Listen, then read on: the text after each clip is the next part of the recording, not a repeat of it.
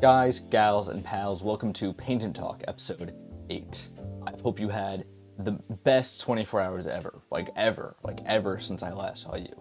I myself have been doing pretty well, but I kind of did the thing today. Do you guys ever do the thing where like you're having a good day, like you're doing great, and then you just kind of like stop? Like you just kind of like, for whatever reason, you just kind of like stop doing everything and you're just like sitting there, and then you're like, oh my god, it's 5 p.m.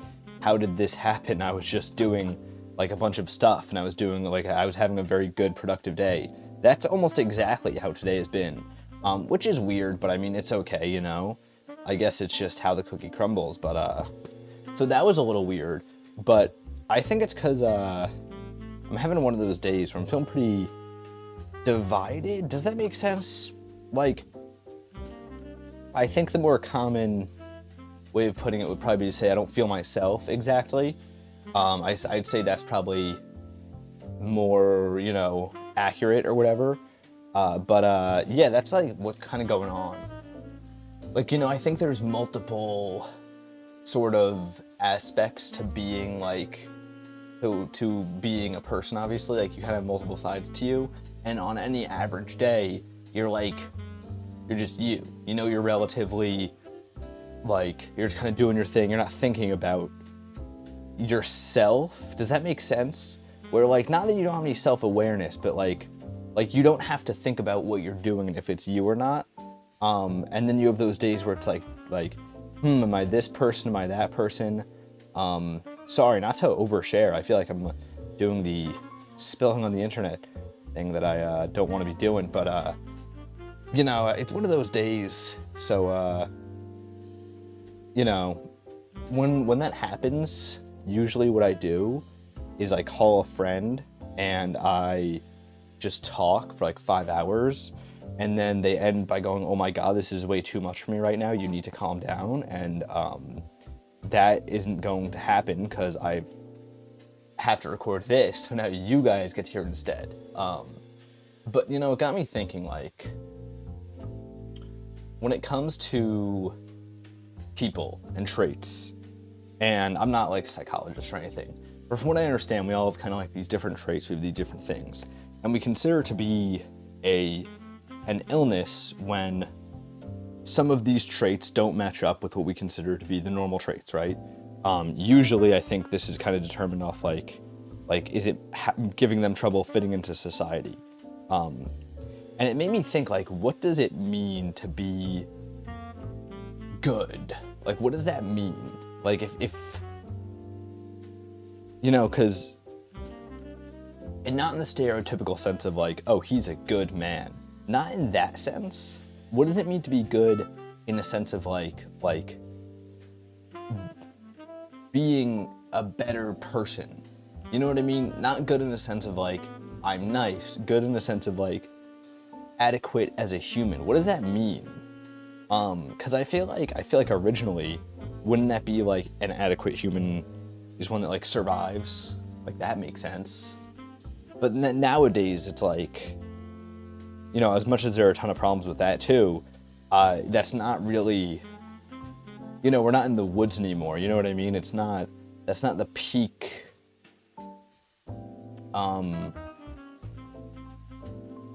goal anymore, because it's a goal that we can accomplish, except when we can't. I don't want to discount the fact that there's like a lot of issues going on. But do you understand what I'm saying in terms of like, survival is not the goal it once was. It's no longer something to strive for as much as it's a box to be checked. And what does it mean past that? So like you're someone who's divided, as we all are, right? You have multiple sides to you. What does it mean? Does it mean to be a good human, is that to have only the good traits come out and be kind of like almost kind of like with the biblical sense of morality of like, you got to be a charitable person, you got to be kind to your neighbor, you got to be a good person. The very like traditional Western idea of like, oh, that's what's morally sound. Is that what it means to be a good person?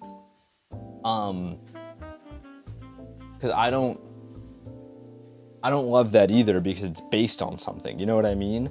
Like, if we were just to go by like, oh, society says this, so that's how it is, then being a good person would just be like, you know, become a doctor, have 2 kids, do like the most normal thing you can, and like volunteer at the soup kitchen on the weekends. That's what would be considered to be a good person if we were going by society standards.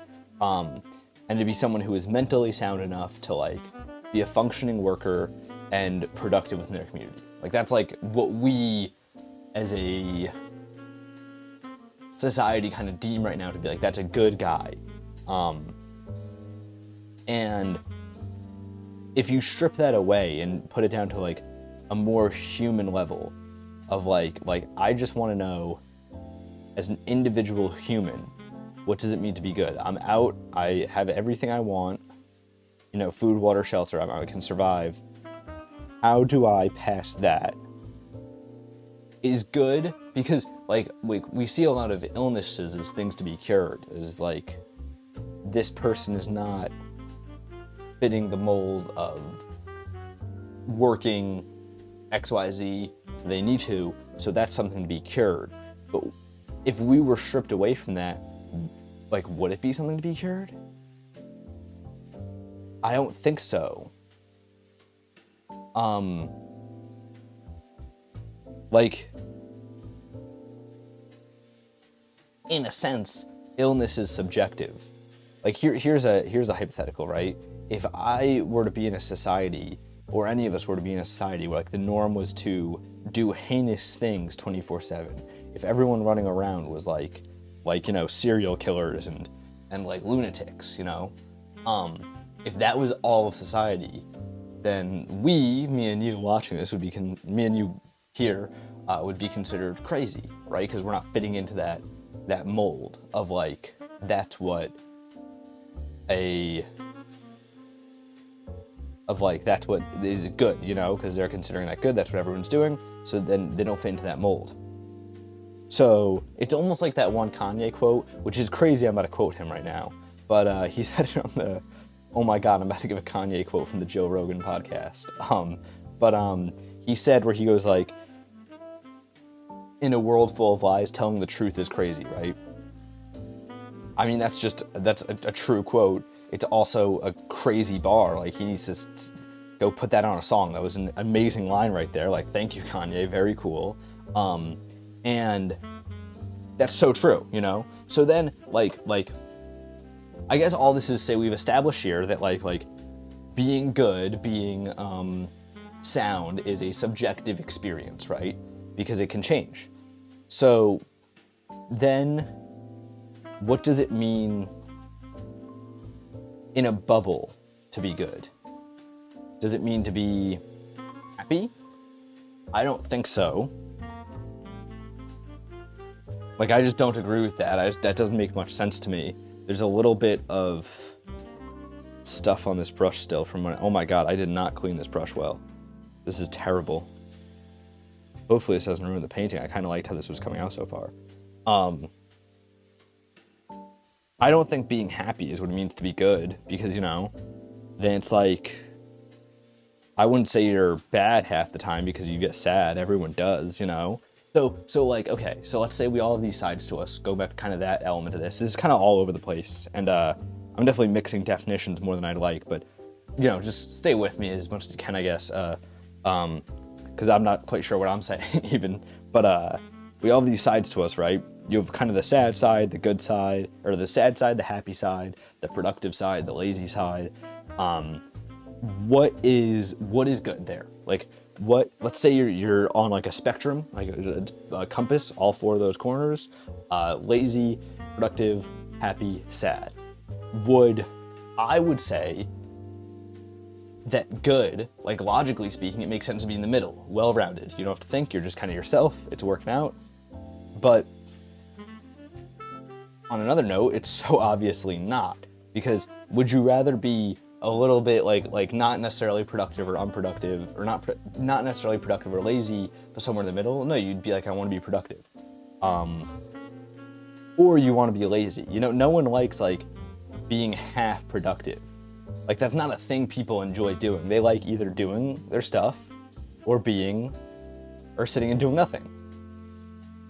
So, like, same thing with happy or sad. Like, in essence, did I not just propose, like, do you want to be neutral 24/7? Because I know I wouldn't. I want to be happy or I want to be sad.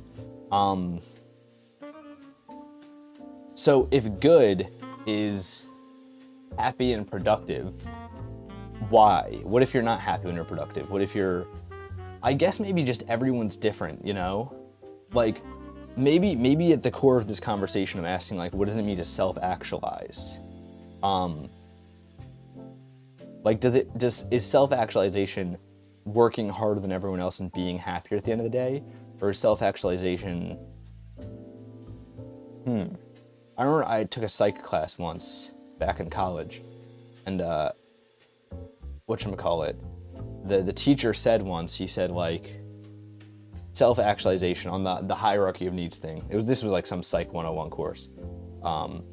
And the teacher said, basically, like, oh, within the hierarchy of needs, self-actualization is something that very few people will ever get to accomplish. Like, you had to be like Bill Gates to accomplish that. You gotta kind of do everything else, and it's like the last box you can check off. Like, he almost phrased it as that's like completing the game. So if we're to reframe this here, that self-actualization is good. That's what it means to be good. Let me actually go back like 2 steps. All the things I was saying when I said good, I meant self-actualize. That's the word I'm looking for here. So to self-actualize, is that to be... And I've never read actually the text where this guy came up with it. I should probably do that before I even have this discussion. But, you know, we're already here. So is self-actualizing to be happy and productive all the time?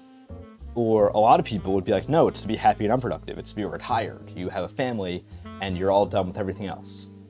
That makes sense to me, but you have to be... Then if you have to be like, is it possible to...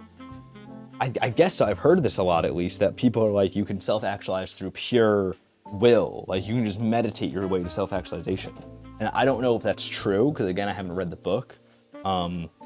But people say that for sure. So if we want to go with that definition, then self-actualizing is just a whole different thing. You know, it's something that can be accomplished through, like, for an example, I'm divided today. Would self-actualizing be to be whole? Do we all self-actualize every day? But then again, I feel like now I'm getting away from the term self-actualizing again. I'm just saying, what does it mean to be a complete human?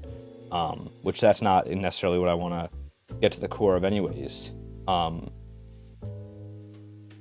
I think this is actually, to relate to a topic that's a little more tangible, this is my exact issue with the self-improvement space. You know, because the space perpetuates this idea that, like, improvement for humans is linear. I know some people who don't really have a job, from what I understand. I still don't quite understand what they do for work. They just kind of, like, get by. They're living in an apartment somewhere. They have some great friends they go out with every night. They've been doing it for 10 years. You know, they just do kind of what they want. They're the happiest people in the world. And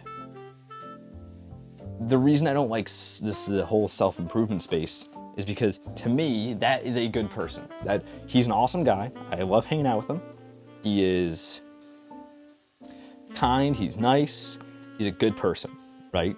But he doesn't do much, you know. Like it's not like he's the epitome of a hard worker, or what a lot of these normal conceptions of, like, a quote-unquote good person is. So to be, like... So a lot of, like, the self-improvement stuff, it kind of sells you it sells you a goal, right? When you're getting self-improvement, you're getting sold a goal, and that goal is an image of yourself a year from now with washboard abs, and, you know, usually they say you're gonna get some hot girlfriend, and you're gonna have some drop shipping company, and with your drop shipping company, you're gonna be way cooler and happier than everyone else you know. And that is like basically the epitome of self-improvement, right? Oh, and you're gonna get a big sports car. You're gonna escape the Matrix and then go to the Ferrari dealership and get one of them. Right? Very, very character-esque depiction of this. But my problem with this is like, that's just not true. That's not how that works. To be good is not defined by going to the gym and, having money. It's defined by fulfilling what you want to do, becoming the version of yourself that you personally desire, and that's why I think like a lot of that space is very, honestly, I think it just lacks nuance, because like, it's pitching an idea of human progress, right? Not in terms of like, we're gonna build society, not in terms of that, personal human progress, growth, self-growth, right? And growth is not something that is simple, I don't think growth is as easy as, do this and you grow. We're not plants. Bigger is not better for humans always. If you buy a bigger house, but you have no one to put in any of the rooms, do I consider that an upgrade? That's a whole separate question, but I think gets to the core of what I'm asking here of like, what does it mean to actually do improvement?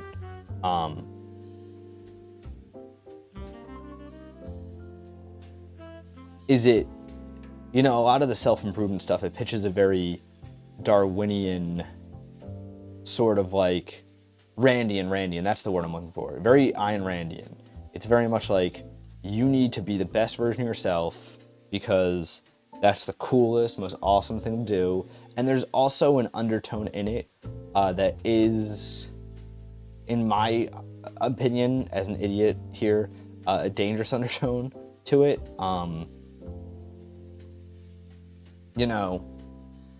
But then again, who am I to judge?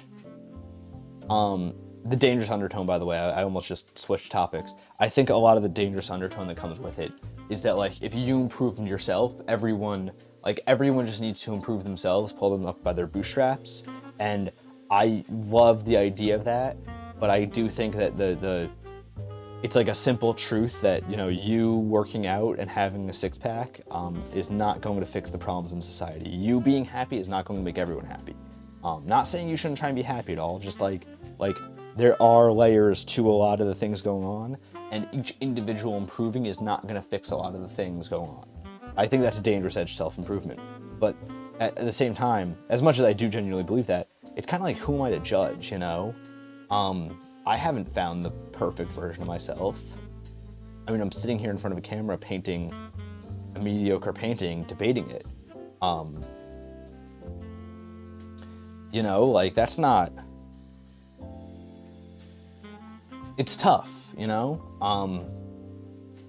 But I think that's why, it's almost like you got to keep the door open, because to me, what a good future looks like isn't what it looks like for you. I always try to listen to the advice of people around me. I'm the kind of person where if you are more successful, better than me at anything, I will be listening to your advice. I am like that. And someone, I think it was maybe it was Virgil Abloh, Rick Rubin, an artist in a talk once said, you got to find your roots, And I'm coming to kind of disagree with that, because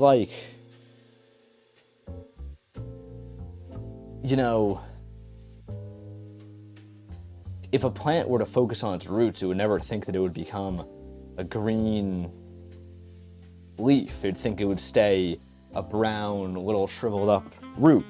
And I think sometimes that's what happens with people, And is the purpose of finding roots to be a better version of those roots, is to be a better version of whatever you want it to be?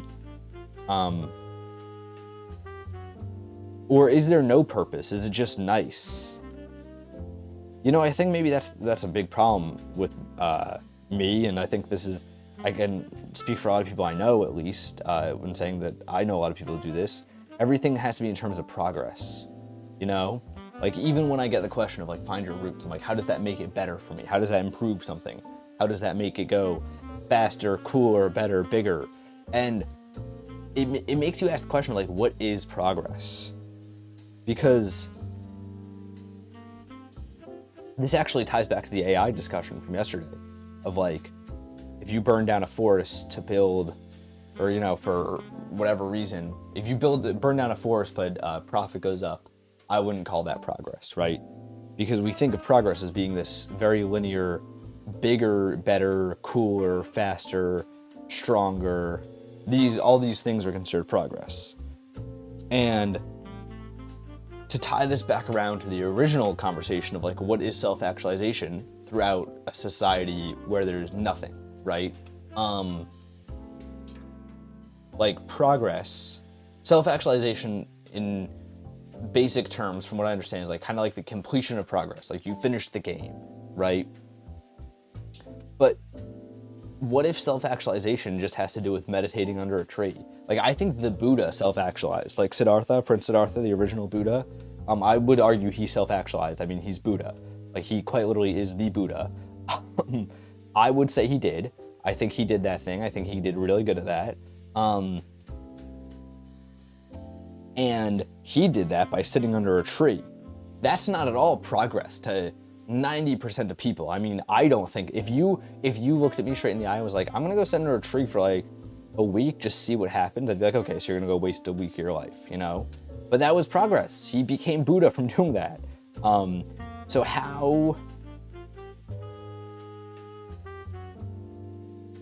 So if progress is something that we create, right? If we get to dictate what progress is, then, like, that makes it so self-actualization is it a construct? Because if self-actualization is the completion of personal progress, and personal progress is built based off of who we are as a society rather than who we are as people, then self-actualization is just doing what everyone else tells you to, right? Is that wrong? This all stems, to kind of give context and tie this to a more, like, personal note, I guess. This all stems from me feeling kind of divided today, right? And I was on a walk earlier, big walker, love walking. It gets me around places everywhere. And I was thinking to myself, like, damn, like, you know, it's just one of those days, thinking about my day, and I was like, I'm not good today, you know? I use that term in my head, like, I'm not good today, like, I'm not quite where I want to be. And then I was like, well, why? Like, why is my current state deemed the not good one?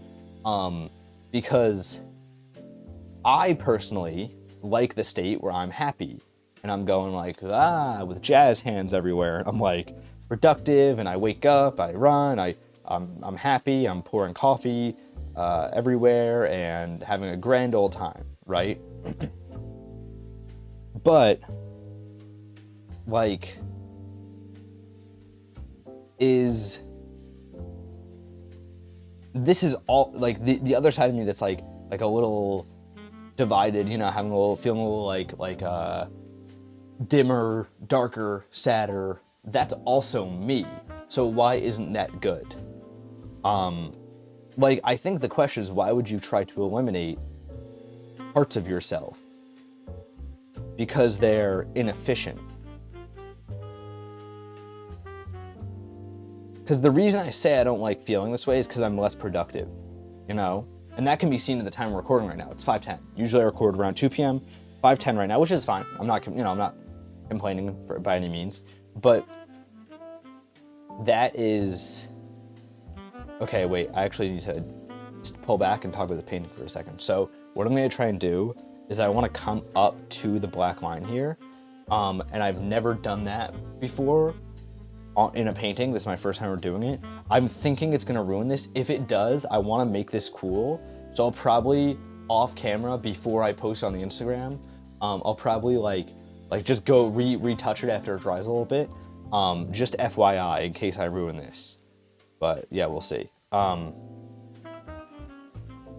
So back to the question though.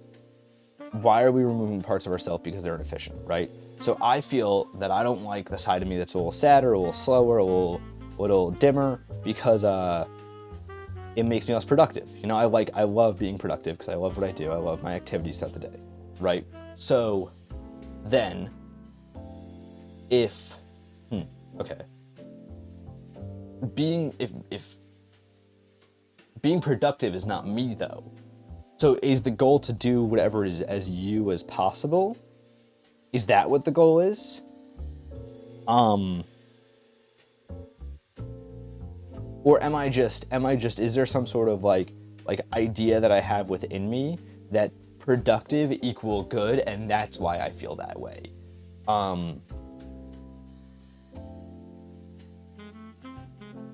There's this great Plato quote. I don't know from which dialogue, I don't remember. I was reading this a little while back, where he goes, being is the most divided state of all.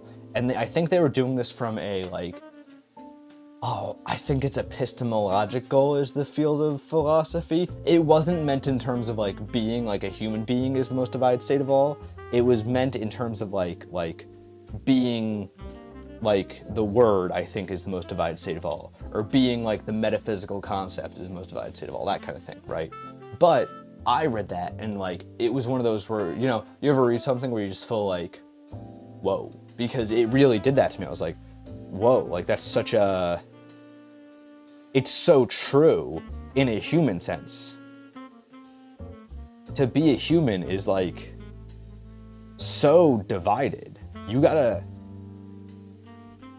you know, you think of all the things you do in a day. You gotta wake up, you gotta get dressed, run out the door, go to work, go to school, whatever you do. You gotta go to class, go to work, talk to your boss, talk to your teacher, get out, run to the library, study, or run to get lunch real quick, you know. You're stressed, you gotta run home, you gotta pay a bill, you gotta run out, meet with friends, you have to go get an errand done, you go do that. You have to drop off a package, you have to go pick up a package. Like, you have to do all these things in a day, right? Which obviously this is a very first world, you know, day, of course. Like, if you have other things, that's a whole different conversation. But like you have all these things to do in a day. And it's like, you're not the same person doing all those things. When you're getting your lunch, you're on your break, you have 30 minutes from work, you run to lunch, you get your break. The person is being slow and you're kind of rude to them because of that. You're like, come on, get a hurry up. You know, whatever they say in the movies. That is not the same you, and that's not indicative of you as the person who is meeting up with friends later that night. It's just not. I don't think it is. And so to function, but also I feel like there's the argument that like, is it necessary? You know, like there. Listen, in this random like hypothetical we have here, let's say like you had to yell at that person to get your food a little faster because, you know, you would have gotten fired if you were a minute late, right? If you didn't yell at that person, let's say you get fired and now you never get to get lunch again, you know? It was necessary to have those different sides of you, the one that you don't like as much and the one that you do like as much. So being divided in this sense is good.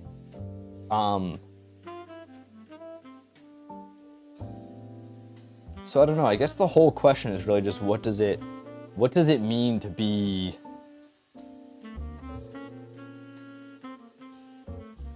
I think after everything we've discussed here today, I think I've come to the conclusion that being divided is more you than not being divided. But it just doesn't feel like it.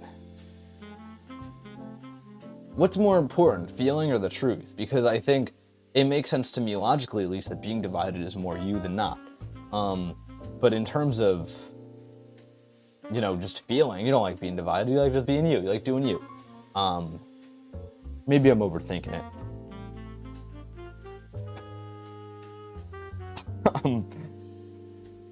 But yeah, that was,